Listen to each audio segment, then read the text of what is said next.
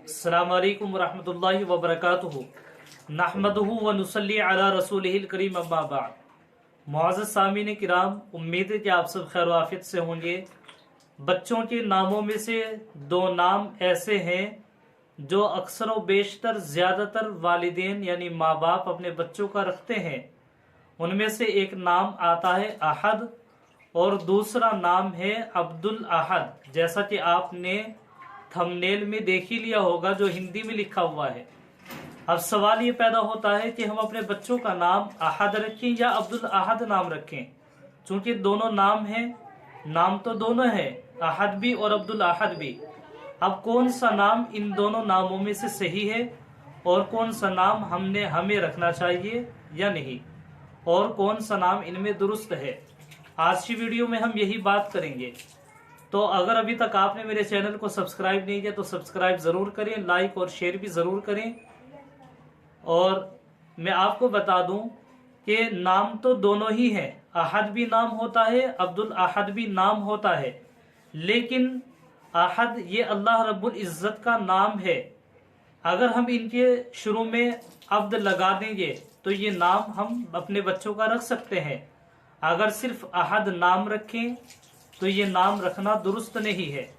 इसकी वजह यह है, जितने भी नाम अल्लाह रब्बुल इज्जत के हैं, जैसे मिसाल के तौर पर अहद, इसी तरीके से रहमान, इसी तरीके से रहीम, गफ्फार, सत्तार, तो इन सब नामों के शुरू में या तो मोहम्मद लगाना पड़ता है या अब्द लगाना पड़ता है, तब जाकर के ये नाम रखे जाते हैं। जैसे मैं आपको मिसाल के तौर पर बताता चलूं, इसकी वजाहत भी ज़रूरी है ताकि अच्छे से समझ में आ जाए।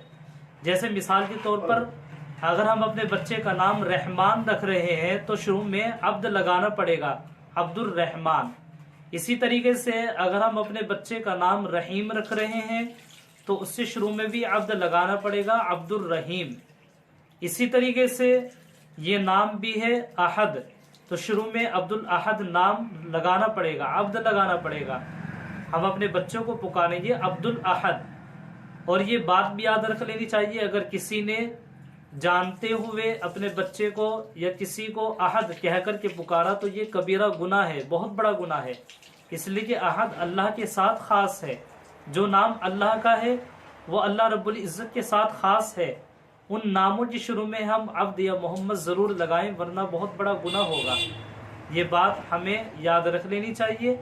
और हमारे घरों में अगर ऐसे बच्चे हैं जिनका नाम हमने अल्लाह ताला के नामों पर रखा है तो हम उनको इसी तरीके से पुकारें जिस तरीके से इस वीडियो में बताया गया है। अस्सलामु अलैकुम वरहमतुल्लाहि वबरकातुहू।